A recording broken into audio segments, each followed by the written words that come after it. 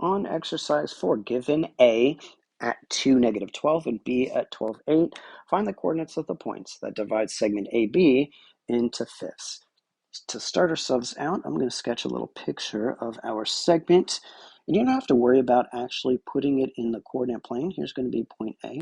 I just want something to look at. So A is at 2, -12, and then our B is going to be at 12, 8. As a weighted average, the x1 and the x2, we don't want to get them mixed up. Our first point, x1, y1, our second point, x2, y2. All right, and since we are taking fifths, we want all of the fifth points. We'll have to do these things individually. First 1/5, then 2/5, and then 3/5, and so on, right? Okay, so we'll start with the 1/5. Our A over B is equal to 1/5. If I were to draw this in a picture here, I'll put a point P here. It's basically like this. This thing is going to be 1, and that's a 5. Now, this distance is not necessarily the number 1, and this is not necessarily the number 5.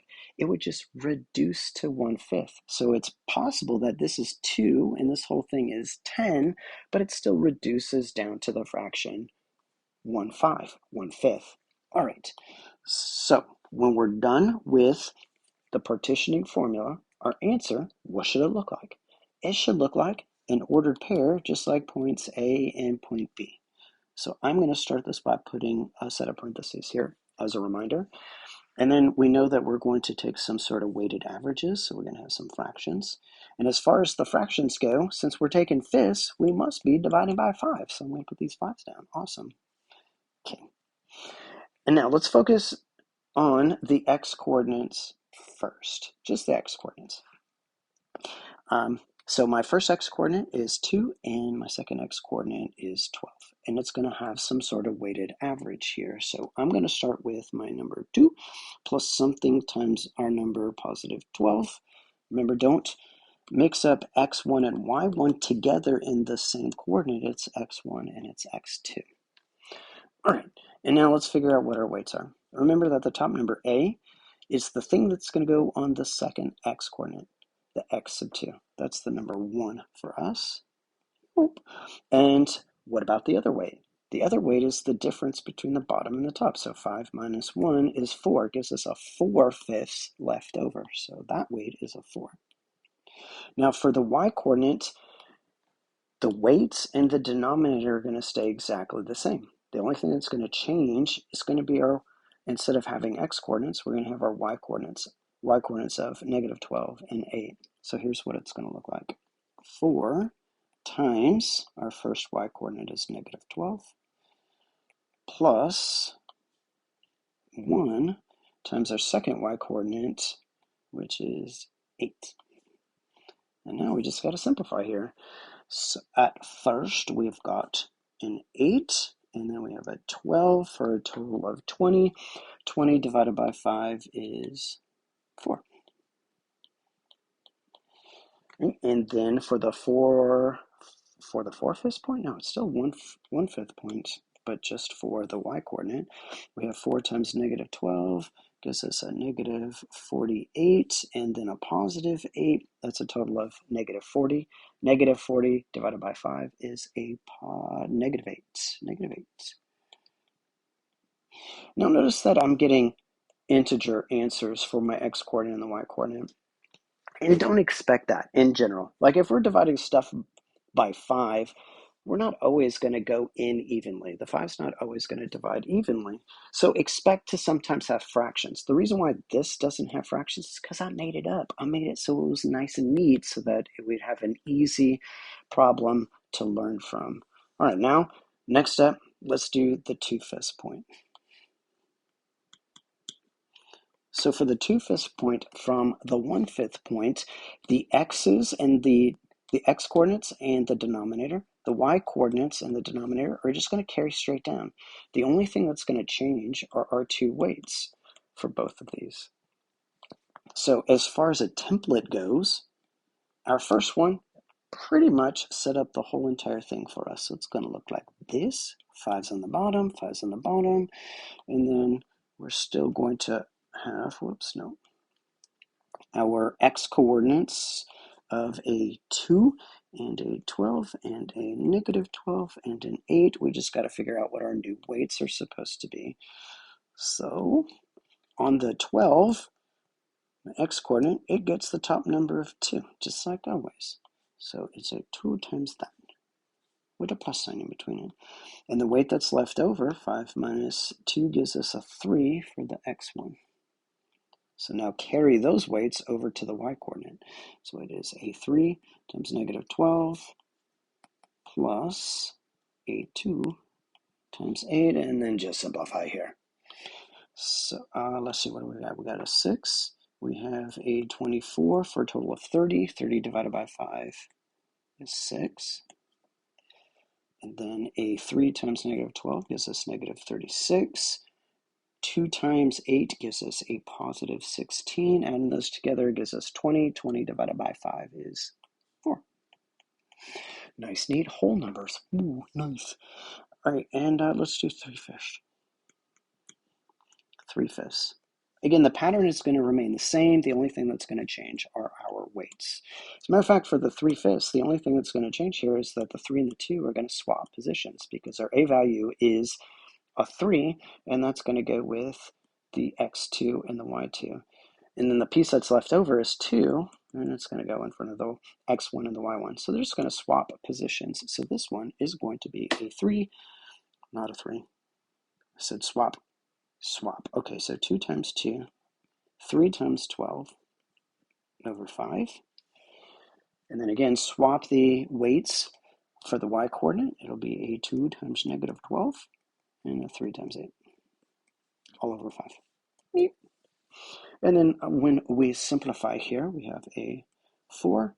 We have a 36. That's a total of 40. 40 divided by 5 is an 8. And then we got a negative 24 and a positive 24. That's a whole bunch of 0. 0 divided by 5 is also 0. All right, we only have one more point to find. That is the 4/5 point. But look at what we've done so far. Do you notice any kind of pattern? Do you think that based on that pattern, you can take a guess what the 4/5 point is supposed to be? Go ahead and take a guess. We're going to work it out in just a second so you can check it, but maybe there's some sort of pattern here that you can follow in order to figure out what the 4/5 point is. Okay, so now let's check to see if you were right. Let's see how smart you are. So for the 4/5 points, the weights are now going to be a 4 for the x2 and a 1, because 5 minus 4 gives us the 1 for the x1. It'll look like this. 1 times 2 plus 4 times 12 over 5. And then carry that same exact pattern over the y's. 1 times negative 12 and a 4 times 8 all over 5. And simplify. A 2 right here. And then a 48 gives us 50. 50 divided by 5 is 10. Were you right? What about the y-coordinate? Let's see. Negative 12 and a 32. That gives us a positive 20. 20 divided by 5 is 4. 10, 4. How about that one? Were you correct on that? Let's see. Let's discuss what this pattern is supposed to be and why it actually works. So from the 4 to the 6 to the 8 to the 10, I can see these are even numbers. They're just like increasing by 2 each time. By 2. By 2. Why am I going to put an extra 2 there? I don't know. All right, what about the y-coordinates? I got a negative 8. I got a 4. I've got... Wait a minute. I hope that you guys caught this. Look at this. This was a negative 36. This is a 16. You add these together, you get a negative 20. Divided by 4 should be a negative 4. My little pattern here just helped me check my answer. So negative 8 to negative 4 to 0 to positive 4. Looks like these things are increasing by 4s. By 4, by 4, by 4. And you can see how easy it was for me to make that silly little sign error. Anyway, wait a minute. You know what? Here, let's put our point A right here at top, which was 2, negative 12. And let's put our point B, 12, 8, down here at the bottom. B, 12, 8. Let's see if the pattern still holds. This might give us a clue as to like why this thing is actually working. So from 2 to 4, oh, look, it's still plus 2. From negative 12 to 8, it's still plus 4. Let's look down here at the bottom. And our pattern for the x is supposed to be plus 2, so 10 plus 2 does give us 12. And for the y's, if I add 4, 4 plus 4 does give me 8. It seems to work. So let's see why the x's were adding by 2 and the y's were adding by 4. All right, let's go back up here to the little picture. I'm going to get rid of this little part of the diagram, and I'll also get rid of these guys. Yep. Let's just focus on the x coordinates at first. Looking at the x coordinates, from 2 to 12, how far did we just go? That's basically like the ruler postulate. You just subtract these two things. I have a 12, I subtract the 2, I went up 10. So there's a distance of 10 right there. That's the whole entire thing. Okay, and then I'm taking fifths, right?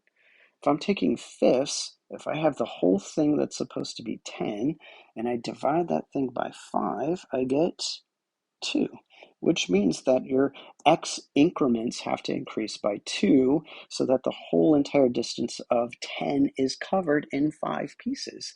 So 2 plus 2 gives us the 4, plus 2 gives us the 6, and so on. Is that always going to work? Absolutely. It works that way for the midpoint. As a matter of fact, whenever we first found the midpoint formula, if I were to find this over here, so I'll go to this one for this midpoint formula. Most people, what they did in order to come up with a point for this midpoint, the coordinate for it is after we found the distance, the whole entire thing was supposed to be 12. And then we took half of that distance and got 6. And then what did you do with that 6? Well, we just took 6 and added it to this endpoint. So 6 plus a negative 3 gives a 6 plus a negative 9 gives us the negative 3 that's right here in the midpoint. It's that same exact technique applied to any fraction. Let's see the y-coordinates. You're going to see the exact same kind of thing happening with the y-coordinates. Let's change this sucker to green. And by green, I mean red. So from negative 12 to 8, how far have we gone? So again, you just subtract these. So 8 minus a negative 12 gives us 20. So we have a total distance of 20 that we have to break up into fifths. So 20 divided by 5 is going to give us 4. So all of the y-coordinates, as you can see, are increasing by 4. And again, this will always work. The problem with it, though, is on the one that I just did here, all of our points were nice integer answers. It'll still work if it's not integers. It's just that sometimes you're going to end up with some sort of fractions that you'll have to add and subtract, and it might be easier to compute the fractional point by using the formula rather than the little shortcut that we just did here. All right, that concludes this lesson on partitioning segments, breaking it up into fractions less than 1 from one endpoint to another endpoint. And as far as your assignment goes, there's nothing in your Springboard book. Instead, it is just a worksheet here with 12 little old questions. All right, that's the end of the lesson.